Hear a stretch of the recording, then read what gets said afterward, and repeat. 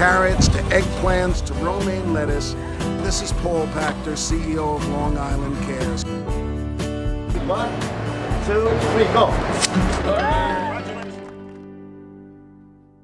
Hello, this is Paul Pachter, Chief Executive Officer of Long Island Cares and the Harry Chapin Regional Food Bank, and welcome back to another episode of Breaking Bread, our YouTube channel program that explores issues of importance to not only Long Island Cares, but to the entire human service network of nonprofit organizations on Long Island. Today, my guest is John Schultz. John is the program coordinator for the Joseph P. Dwyer Veterans Peer Support Project. And, you know, when you talk about veterans, everybody gets emotional. Everybody gets serious because Long Island happens to be home to the second largest concentration of veterans in the United States, only second to San Diego, California, and we don't have an army base on Long Island. Last number I saw was about 115,000 veterans of various wars are living here on Long Island. John, thanks so much for coming by. It's a pleasure to have you. Absolutely, Paul. I appreciate it. Great. So tell us about the Joseph P. Dwyer Veterans Peer Support Program. Okay, so I just want to start on kind of who Joseph Dwyer is. Joseph Dwyer is a Army medic that's actually from Mount Sinai, Long Island. And when he came home, he kind of had his own struggles with a little bit of post-traumatic stress, some substance abuse issues. And eventually, Joe lost his battle with PTSD. But when he was alive, he had such this life of trying to help other people, giving, he was never a receiver. He just wanted to help. And I think that's kind of why we decided to base this program off his name. The way he was an Army medic. I mean, his photo was world famous. He was on the cover of Time magazine and other, large news reports and things like that. And so then Senator Lee Zeldin wanted to come up with a program where we can kind of help, where we can help veterans helping other veterans, hence the name of the peer support. Along that came, we saw great support through the community. We saw great support in Albany. And that's how the project kind of came along, and we're in our 7th year now. This would be I'm here just about full-time 6 years, so it's so far. I mean, and we're growing. It's getting great. It started off in 4 counties. I believe it's now. Don't quote me on it, although I'm going to be on television. Is I believe 27 counties now through New York State. And Through New York State. Yes, and we are trying to push very hard to put it as a national model as well. What kind of support services are the veterans providing to their fellow veterans, their brethren, through the Dwyer Project? So, okay, the one thing that I always let people know right away: peer support is not clinical support. Okay. We're here to complement maybe clinical support. Although some of my staff is are clinicians full time, but my entire staff is all part time except myself. And just myself now. Sorry, excuse me, I forgot our good friend took a promotion, so congratulations. So some of them are clinicians, but once they do kind of put that Dwyer shirt on, they have to kind of take that clinical hat off. But it's also a great background because they are able to see things that maybe a regular peer mentor might not be able to see. So veterans come to the Dwyer Project. Yes. They present, I'm assuming, with a number of issues that they would benefit from having some additional support from? Yes. So a lot of things that veterans like about the Dwyer program is we're 100% confidential. We do not have to report to anybody. The only reporting that we do is just kind of a number, branch of service, and that's basically it. We try to keep it confidential because law enforcement uses our program.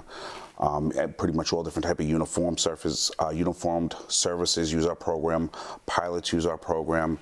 And the reason they come to our program is because of the fear and the stigma that's related to some sort of mental health issue that might affect their job.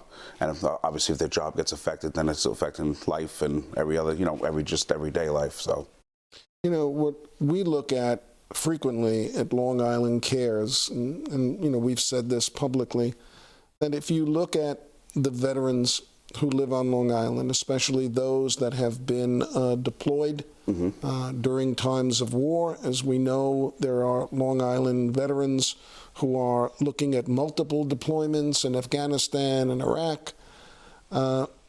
These are people that served on the front lines for their country, and now they've returned home and they're standing on a soup kitchen line. Yes. And, that's just not the way things are supposed to be with people that have fought for our country.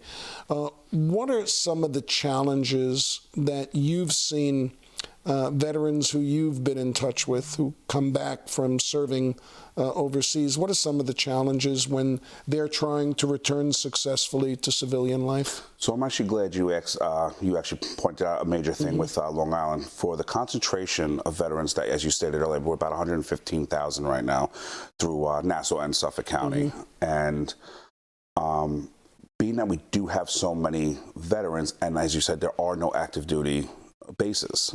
So I believe in Suffolk County, it's the 106th Air Wing, which is the Air National Guard. The new facility in Farmingdale, which I believe hosts a variety of different services, and also there's a few other small National Guard installments all throughout Long Island. But that being said, we've never used in past war conflicts so many guards and reserve members. Right. Okay. Yeah, and the major issue with that is when they do come home, it's not like active duty where you're going to be on base. You're going to be surrounded by different resources that the active duty and all that stuff the DOD will offer you. When you come home to a place like Long Island or anywhere really, that you, as a reservist or a guardsman, you're coming home and kind of getting right back, pushed right back into the workforce. You're like when you go on active duty, you have your neighbor to your left and right. Most likely active duty, most likely could have been deployed with you. When you're coming here, you're coming back to the civilian world. So some of the major issues is kind of getting to step back into that world, whether it be a job. What happens if you're and again, I'm all about, bleed blue with the police and everything, but what if you're a police officer and now you just spend 13 to 15 months in a combat zone, and now you're coming back and you're back on the street now, just like that. So you might not be in a combat zone on the street here, but you know what? You don't know what he was just dealing with a month before that. What about somebody who works by themselves and now they're getting lost in their thoughts? So a lot of it can be just reintegration back into the community, finding a job, maybe a veteran who, didn't really have a full-time job, now is trying to find a full-time job, trying to find their role back in their family, because you see it all the time. Now say it's a male veteran, and, maybe he was the one that mowed, something as simple as mowing the lawn. That was his job while he was here. Now his significant other would have to pick up that responsibility, if they weren't available before too, getting a landscape or whatever it may be. But now when that gentleman or that veteran comes and, wants to mow the lawn, like now, that could, believe it or not, just something so simple like that could be an issue. I think maybe that significant other, that was their free time. Sure. That was their time to go out and just, be outside and maybe headphones on, whatever it may be. And I don't think people, for the most part, understand what multiple deployments mean to an individual veteran. No, absolutely. And certainly what it means to their family. You bring up the analogy of mowing the lawn. Then there are veterans that come back and perhaps they can't mow the lawn anymore. Absolutely. And trying to, adjust to civilian life. I would have to say, look, we're like 51 years, 52 years post-Vietnam.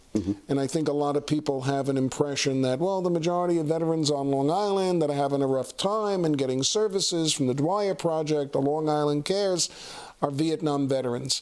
But, the Vietnam veterans are not the only group out there. Absolutely. And, yes, we don't have many veterans still with us from World War II, probably, a handful of them.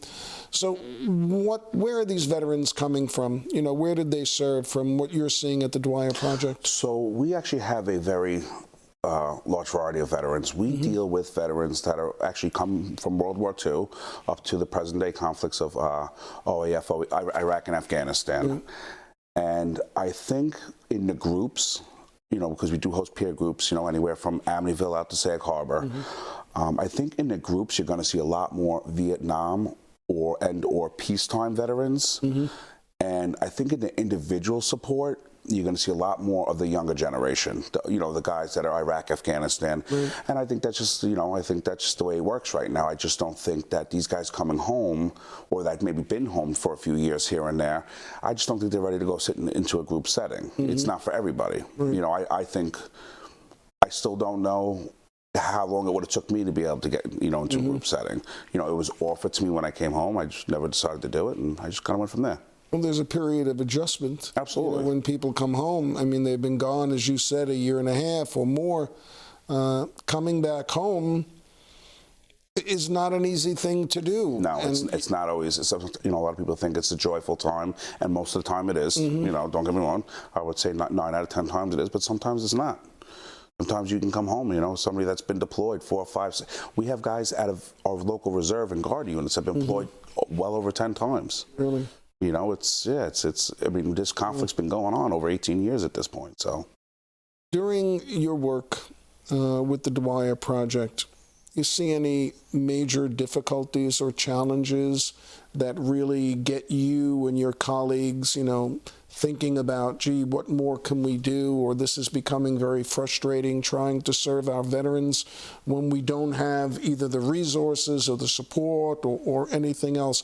What's been some of the difficulties that you've seen in working with our veterans? So I think one of the biggest difficulties is, obviously, it's very public that we are dealing with a major opioid crisis, here on Long Island, and not just Long Island, throughout the states.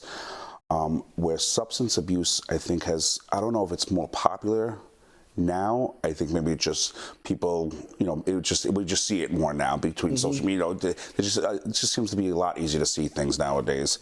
I think that's a major issue we have right now, is dealing with veterans that have substance abuse issues.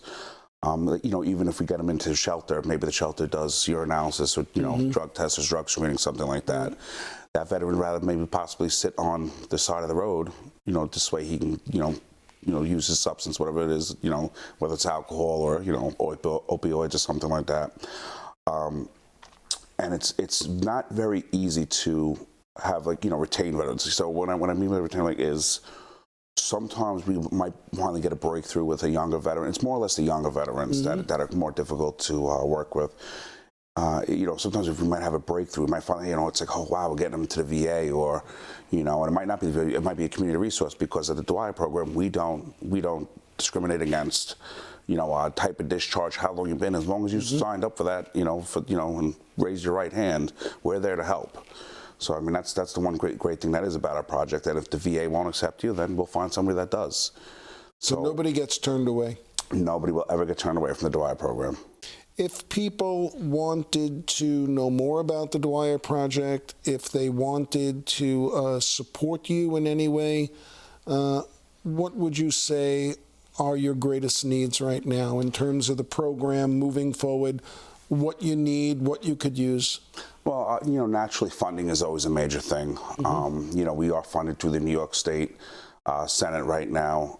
We also, we receive grants. I'm sure we received the grant from Long Island Cares, because you guys are just, one of the best organizations to possibly work with. So I do appreciate everything that you guys do as well. You could always go to dwyerproject.org. We do have our, Day of Wellness every year. We always look for volunteers for that. That's at Senator Rich's. I believe it's June 13th, but I would have to double check. But we do have a website, dwyerproject.org, and it will bring you over to the MHAW website, which is the Association for Mental Health and Wellness. Which is the parent organization. Yes, that is our parent organization. And there's always a Donate Now button as well, and you can kind of just put Dwyer Project in the heading for it. But yeah, we're always looking for new ideas. We're always looking for people who, want to volunteer and things like that. So, but the dwyerproject.org would be the best way. I think it's really important when people think about our veterans, that they think about the sacrifices they make in terms of being deployed and going overseas and taking care of the security of our country, but don't realize that oftentimes when they come back from serving, that there's a whole new host of issues that confront them, confront their family, and we often talk about veterans, military personnel, and their families.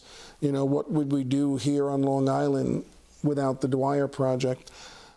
John Schultz, it's been great having you on the program. I'm definitely having you back because there's so much to talk about. Absolutely. If you like what you see right here on YouTube with Breaking Bread, please consider subscribing to our channel. If you want to know more about Long Island Cares, you can get there by going online to licares.org. Or if you need help, it's a phone call away at 631-582-FOOD. This is Paul Pachter, CEO of Long Island Cares and the Harry Chapin Regional Food Bank. Until next time, thanks so much for joining us.